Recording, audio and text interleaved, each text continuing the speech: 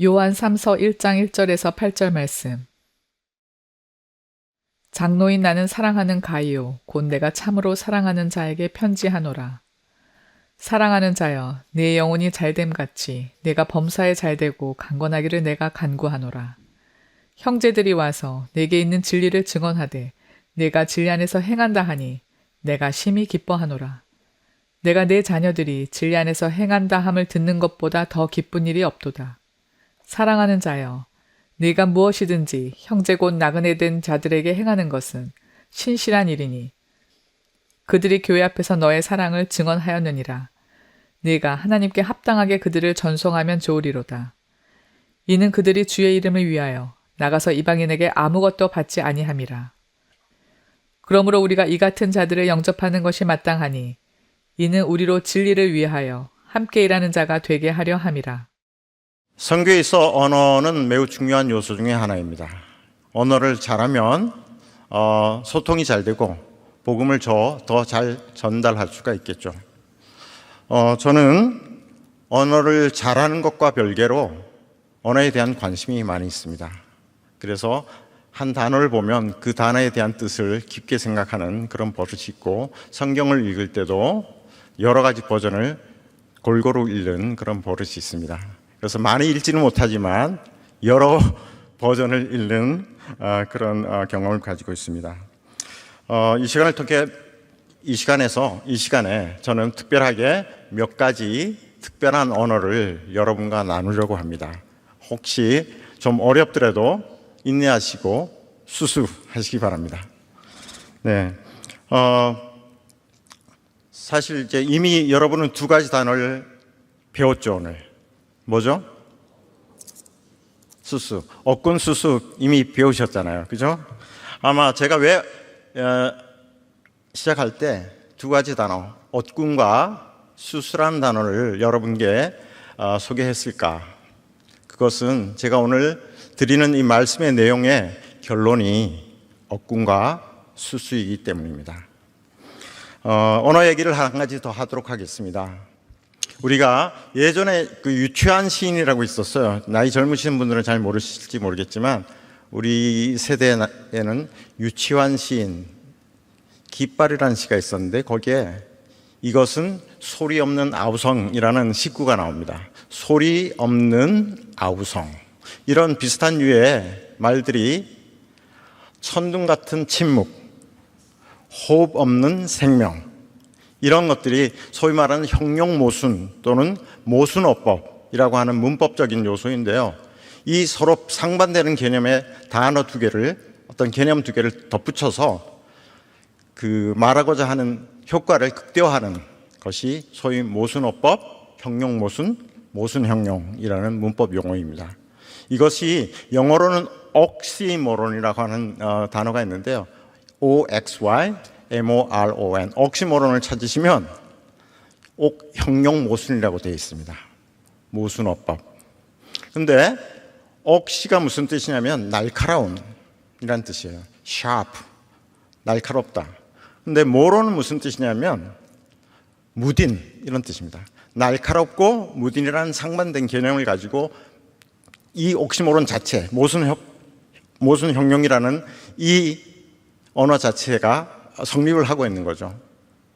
그래서 우리가 옥시모론을 만일 해석을 하면 영리한 멍청이라고 해석을 할 수가 있습니다. 또는 예리한, 뭐라 그럴까요? 무딘? 예리함과 무딘이 섞여 있는 말이죠. 이게 옥시모론인데 선교에서 옥시모론이 똑같이 적용되는 부분이 있습니다. 그게 뭐냐 하면 교회 없는 선교, 선교 없는 교회. 이게 옥시모론입니다. 우리가 사도행전 13장, 14장은 최초의 원심적 선교를 여러 가지 장면들을 기록하고 있습니다. 13장 초반에 안디옥 교회가 바나바와 사울을 따로 세우고 그들을 파송을 합니다. 교회가 선교를 만들어내는 장면이죠. 교회 없는 선교는 있을 수가 없습니다. 우리가 흔히 대위임령 Great Commission이라고 하는 마태복음 28장 18절에서 20절까지 그 말씀은 소위 말하는 주님의 지상명령인데, 이것은 선교 없는 교회가 있을 수 없다는 말을 방증합니다. 따라서 우리가 선교 없는 교회, 교회 없는 선교라고 얘기할 때 그것은 바로 형용모순, 옥시모론이 되는 것입니다. 제가 1792년에 얘기를 잠깐 하도록 하겠습니다. 1792년이면 선교적 측면에서 무슨 해인지 혹시 기억나십니까? 네, 아시는데 침묵하시네요. 천둥 같은 침묵 들립니다, 지금. 1792년은 근대 선교의 출발점이 되는 해입니다. 윌리엄 캐리가 5월 달에 불멸의 설교라고 하는 감동적인 설교를 합니다. 그것으로 모든 사람들이 감명을 받고 선교의 필요성을 인정을 하죠. 그렇지만 바로 선교가 시작되지는 않습니다. 여러 가지 프랙티컬한 측면에서 어려움들이 제기되고, 또 어떤 사람은 이렇게 말을 하기도 합니다. 선교에 대해서. 우리 존 라일랜드라는 사람이 있는데요. 이 사람은 아버지와 아들이 있습니다. 아들은 윌리엄 캐리를 세례를 준 사람이에요. 목사님. 그런데 그 아버지도 훌륭한 목사이세요. 존 라일랜드. 근데 아버지 존 라일랜드가 윌리엄 캐리에게 이렇게 얘기합니다. 젊은이, 자리에 앉게나. 하나님께서 이교도들을 회심시키시를 원하신다면 그분은 자네나 나의 도움 없이 그렇게 하실 수 있다네. 이분이 훌륭한 목사임심에도 불구하고 성계에 관한 이런 식으로 말씀을 하셨습니다. 오늘 우리가 읽지는 않았지만 8절까지 읽었잖아요. 9절과 10절을 보면 한 명의 이름이 등장하는데 디오드레베라는 이름이 등장합니다. 디오드레베는 으뜸이 되기 좋아하는 사람이에요. 그리고 순회하는 전도자들, 선교사들을 받아들이지 않습니다. 그리고 그들을 받아들이려고 하는 주위의 사람들을 내쫓기까지 합니다. 소위 말하는 존 라일랜드 아버지와 같은 스탠스를 디오드레베가 취하고 있는 것이죠. 교회로 만족합니다. 선교는 아닙니다. 라고 생각하는 겁니다. 우리가 흔히 마태복음 28장 18절부터 20절까지 마지막 주님의 지상명령을 Great Commission이라고 얘기하는데, 여기가 빠진 복음은 Great Omission입니다. 중요한 핵심적인 것이 빠져 있는 것이죠. 제가 오늘 본문 내용을 좀 더 깊이 살펴보기 전에 두 사람의 이야기를 하려고 합니다. 총명하신 여러분이 이 사람이 누군지 한번 추측하거나 맞춰보시기 바랍니다. 이 사람은 지금 때는 AD 57년입니다. 그리고 장소는 고린도 한 주택에 햇빛이 잘 드는 방입니다. 저의 상상이니 꼭 성경에 나와 있는 얘기는 아닙니다. 고린도의 주택에 햇빛이 잘 드는 방 안에 두 사람이 있습니다. 한 사람은 뒷짐을 지고 이리저리 왔다 갔다 하면서 깊은 세계에 빠졌다가 뭔가를 얘기를 합니다. 한 사람은 책상에 앉아서 펜으로 뭔가를 받아 적고 있습니다. 한 명은 구술하고 한 명은 받아 적는 장면입니다. 이 사람은 로마식 이름을 가지고 있는데요. 뒷짐을 지고 뭔가 구술하는 사람이 간혹 가다가 이 사람이 조금 집중력이 떨어졌다고 하면 이 사람의 이름을 부릅니다. 뭐라고 부르냐면 테르티우스라고 부릅니다. 테르티우스, 내가 다시 구술할 테니 잘 받아 적어. 여러분 테르티우스 아시나요? 테르티우스는 셋째라는 셋째라는 뜻의 이름입니다. 로마식 이름인데 상류층에서는 잘 쓰지 않는 보통 계층이나 하류층에서 쓰는 이름, 셋째라는 뜻이죠. 근데 테르티우스가 뭔가를 받아 적고 있을 때 이 뒷짐을 진 사람이 이렇게 구술을 하고 있습니다. 평강의 하나님께서 너희 모든 사람과 함께 계실지어다. 아멘. 이 순간 이걸 받아 적고 있던 테르티우스는 어떻게 생각했냐면, 이제 그 아주 긴 시간 동안 내가 받아 쓰고 있던 이 편지가 막바지에 이르렀구나. 그는 펜을 놓고 아픈 손을 마사지를 합니다. 그런데 잠시 후 이 구술하던 사람이 다시 말을 하기 시작합니다.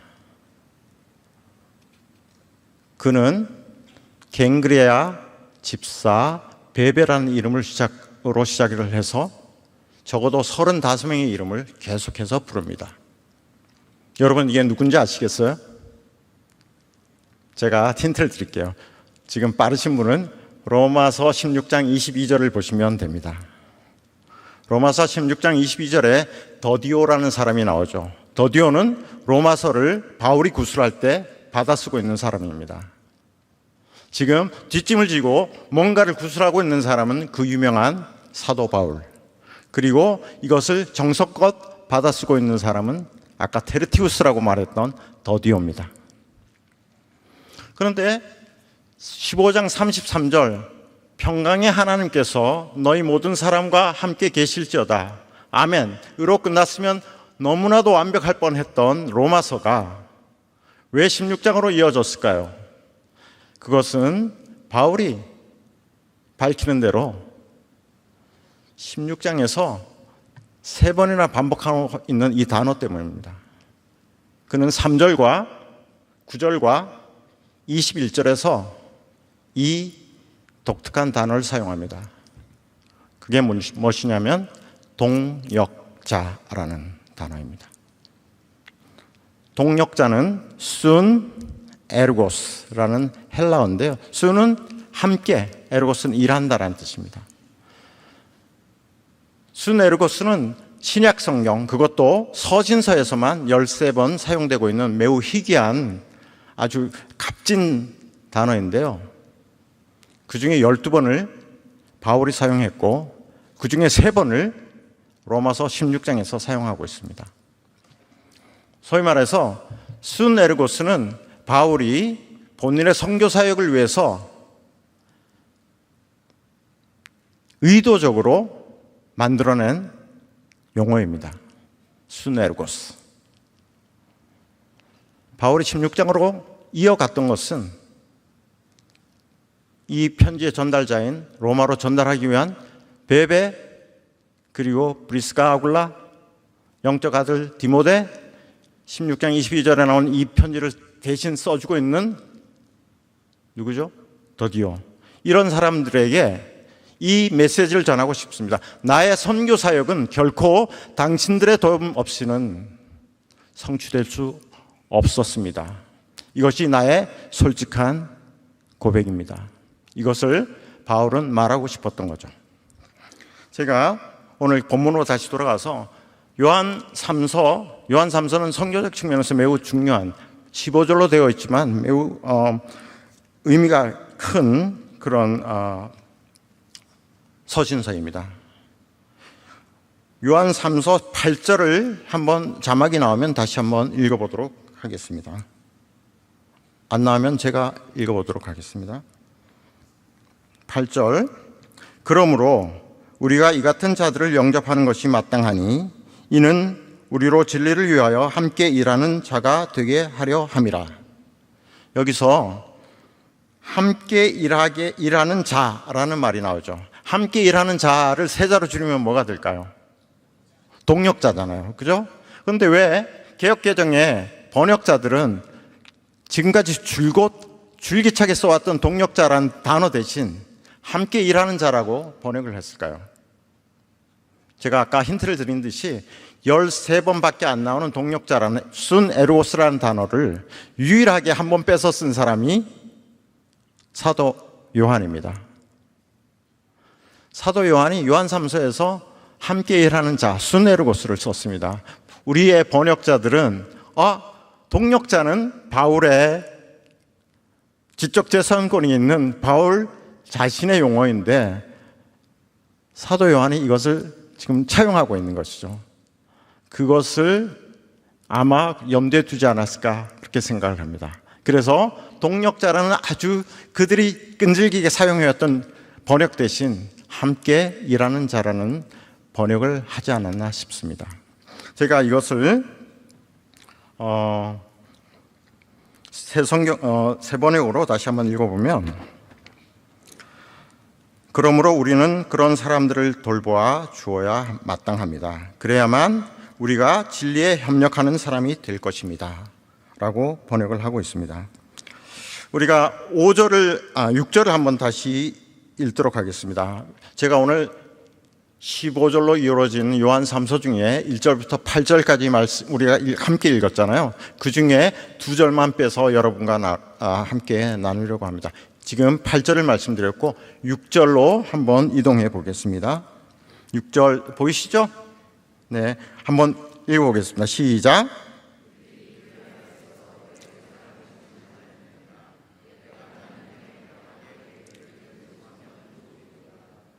네, 전송이라는 다소 생뚱맞은 그런 단어가 나오잖아요. 그냥 보내다라고 얘기하면 되는데 왜 이 사람들은 생뚱맞게 좀 유식하게 보이려고 전송이라는 말을 썼을까요? 제가 오늘 뽑은 제목도 전송하는 교회라고 뽑았잖아요. 제가 좀 이해를 돕기 위해서 세 번역으로 다시 한번 읽어보겠습니다. 그들은 교회의 회중 앞에서 그대의 사랑을 증언하였습니다. 그대가 하나님이 보시기에 합당하게 그들을 잘 보살펴서 보내는 것은 잘하는 일입니다. 제가 개역개정에 이 세 번역을 그 전송이라는 단어에 해당되는 부분을 넣어서 한번 읽어보도록 하겠습니다. 그들이 교회 앞에서 너희 사랑을 증언하였느니라. 내가 하나님께 합당하게 그들을 잘 보살펴서 보내면 좋으리로다. 그러니까 전송하다를 세 번역은 잘 보살펴서 보낸다라는 뜻으로 바꿔서 번역을 하고 있습니다. 로마서 15장은 우리가 아까 만나본 평강의 하나님께서 너희 모든 사람과 함께 계실지어다 아멘으로 끝나는 게 15장 33절이잖아요. 그 후로는 동력자 이름들이 쭉쭉 나오고 15장 후반부에 바울이 자신의 계획에 대해서 구술을 하고 있습니다. 어떻게 얘기하냐면 마게도냐와 아가야 사람들이 예루살렘에 있는 가난한 성도를 위해서 헌금을 했는데 내가 그 헌금을 가지고 지금 예루살렘으로 갑니다. 내가 그곳에서 내 일을 마친 후에 궁극적으로 나는 스페인으로 갈 것이에요. 서바나로. 그런데 가는 도중에 로마 성도 여러분, 내가 당신들에게 들릴 거예요. 거기서 잠시 사귐을 가진 후에 스페인으로 갈 것이니 나를 보내주세요라고 15장 24절에 보내줬으면 좋겠다는 말을 합니다. 그런데 바울이 무슨 권위가 상당한 사람이고 또 상당한 선교에 열정이 있고 또 성과가 있었던 사람인데 로마 성도들한테 보내주면 좋겠다는 말을 왜 했을까요? 로마 성도들이 바울 선생님 가지 마세요. 우리하고 함께 지내요. 라고 붙잡을까 봐 걱정돼서 그렇게 얘기했을까요? 그거는 결코 아닙니다. 자기의 꿈은 스페인으로 가서 복음을 전하는 겁니다. 여기서 보내달라고 하는 것은 무엇을 의미하냐면 소위 말하는 지금 6절에 요한 3서 6절에 나온 전송하고 동일한 단어입니다. 그 많은 번역 성경 중에 영어의 NIV 성경이 있잖아요. 그 NIV 성경은 이 보내다는 단어를 어떻게 번역을 하고 있냐면 assist me on my journey there. there는 스페인. 내가 스페인으로 가는 그 여정에 도움을 달라고 바울이 보내다라는 용어를 쓰고 있습니다. 보내다라는 용어는 신약 성경에 약 220회 정도 나오는 단어인데요. 이 220개의 단어가 3개의 헬라어 원어로 구분되어 있습니다. 첫 번째는 아포스텔로, 우리가 흔히 아는 사도, 아포스텔, 보냄을 받은 자가 이 아포스텔로에서 나오는 단어입니다. 두 번째 단어는 펜포라는 단어예요. 이 펜포라는 단어는 그냥 일반적으로 아주 용이하게 자연스럽게 쓸 수 있는 보내다라는 말입니다. 우리가 요한복음 20장 21절에 예수님이 제자들에게 이렇게 말씀하세요. 아버지께서 나를 보낸 것 같이 나도 너희를 보내노라. 이때 헬라어를 넣어서 말하면 아버지께서 나를 아포스텔로 하는 것 같이 나도 너희를 펜포하노라. 이렇게 원문이 되어 있습니다. 그런데 오늘 제가 말씀드린 전송이라는 단어는 좀 더 특이하게 이 220개의 단어 중에 오직 9번만 나오는 아주 희귀한 단어입니다. 그게 프로펜포라는 단어예요. 펜포에다 PRO를 붙인. 프로펜포의 뜻은 뭐냐면 그냥 일반적으로 보낸다라는 뜻이 아니고 잘 보살펴서 보낸다. 마음을 다해서 실질적인 도움을 줘서 보낸다. 그리고 당신이 다른 곳으로 가기 위해서 한국까지 갈 때 내가 한국까지 가서 작별 인사를 하겠다. 이런 것들이 다 포함된, 그리고 재정적으로 도움을 주겠다. 이런 것들이 다 포함된 용어가 프로펜포입니다. 따라서 요한 3서 6절에 전송하면 좋으리로다 했을 때의 전송은 이런 아주 풍부한 의미를 담고 있는 프로펜포를 번역하기 위해서 일반적으로 사용하고 있는 보내다라는 용어를 사용하지 않고 전송하다라는 특별한 용어를 사용한 것이죠. 좀 어렵죠? 한번 물어볼게요. 제가 감사합니다, 화이팅입니다 한번 해보시죠. 캄보디아 말로. 네, 아유, 전혀 힘들지 않으실 것 같아요. 제가 아까 말씀대로 사도행전 13장과 마태복음 28장이 말하고 있는 성교 없는 교회, 교회 없는 선교는 있을 수 없는 옥시모론이다라는 것입니다.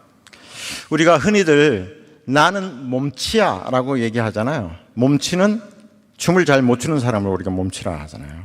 그 몸치라는 것을 영어는 이렇게 표현합니다. 어떻게 표현하냐면 나는 왼쪽 다리가 2개야.